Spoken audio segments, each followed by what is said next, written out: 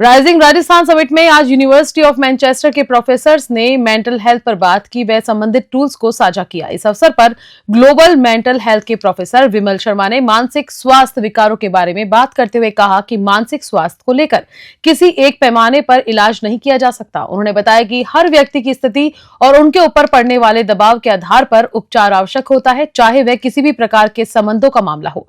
मानसिक स्वास्थ्य पर दबाव पड़ता है और उसे उचित तरीके से ट्रीट किया जाना आवश्यक है। जयपुर से प्रियंका माथुर की रिपोर्ट। और आप कब से हैं, कितना अनुभव आपका रहा इस फील्ड के अंदर? मैं प्रोफेसर हूँ ग्लोबल मेंटल हेल्थ रिसर्च का मैनचेस्टर यूनिवर्सिटी में, और कम्युनिटी में किस तरह से मेंटल हेल्थ को आइडेंटिफाई किया जाए और किस तरह से उनको हेल्प की जाए, ये मेरा प्रोफेशनल एम ऑब्जेक्टिव है। और इसी के लिए हम राजस्थान गवर्नमेंट या हेल्थ डिपार्टमेंट उनके साथ काम करने की जो नेशनल मेंटल हेल्थ प्रोग्राम है उसके लिए।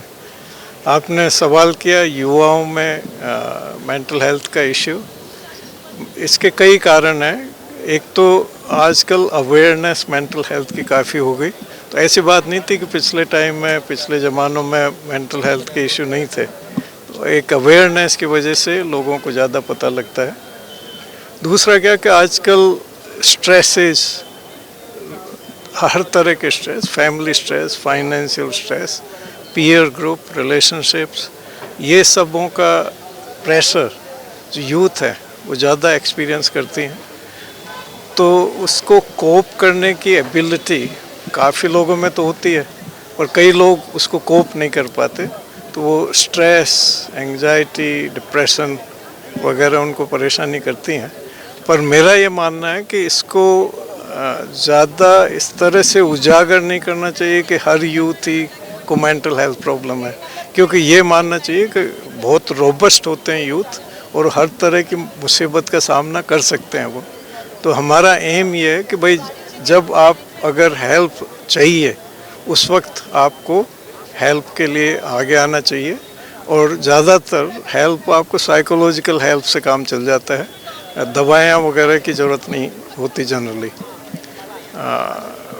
बाकी कोटा की आपने पूछा, तो कोटा का हमें देखा जाए तो ये पहले ये पता करना चाहिए कि सुसाइड पूरे राजस्थान में कितना कहाँ पे हो रहा है, क्योंकि इसकी रिपोर्टिंग के भी इश्यूज़ हैं।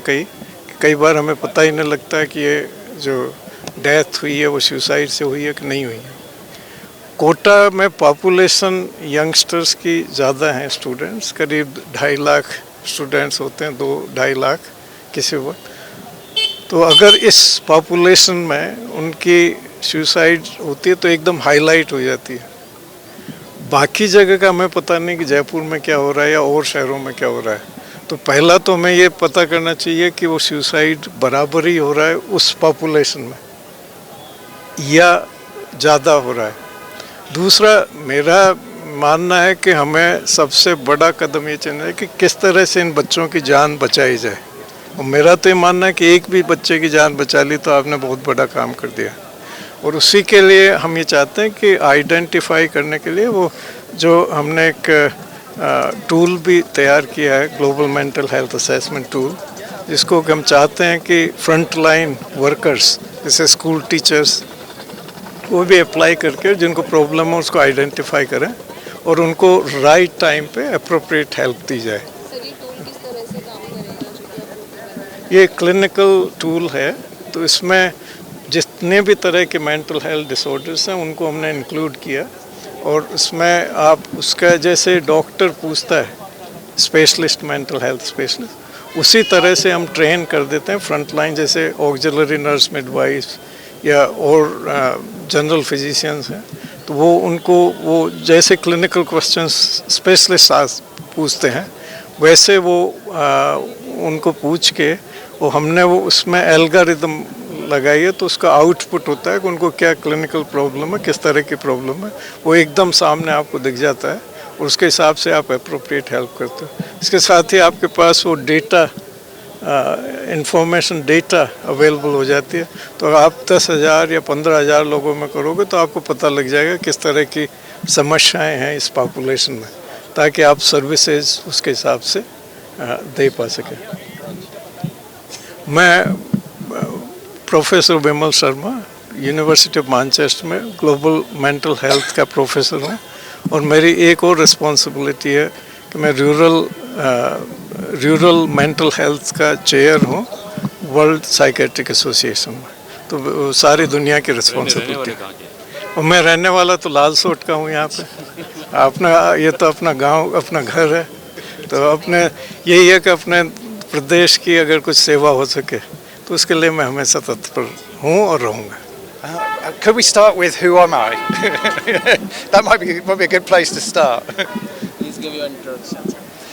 So I'm Keith Brennan. I'm from the University of Manchester.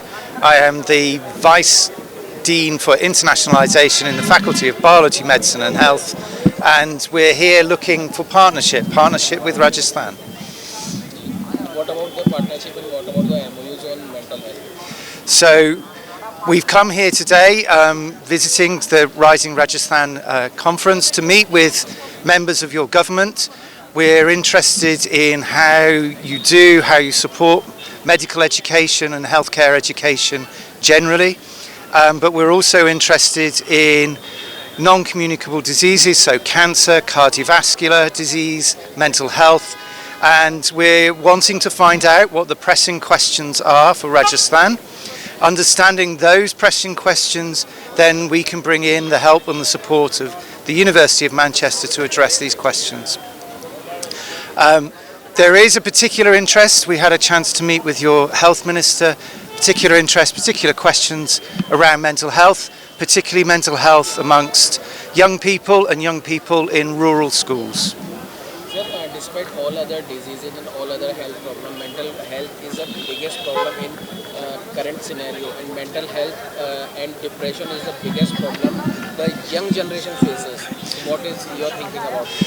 So I absolutely agree it's a big problem. We actually need to work out how big a problem it is, understand how many people are affected, which we need to identify the people in question. Having done that, then we can start to actually work out how best to support these young people, how to help them cope with their mental health problems at the time. So it's an initial scoping and understanding how big the problem is. Have you understood how big the problem is? Then we can actually really start to think about how we intervene. I know we've got lots of possibilities on how to intervene and how to make things better, but we need to understand the problem first.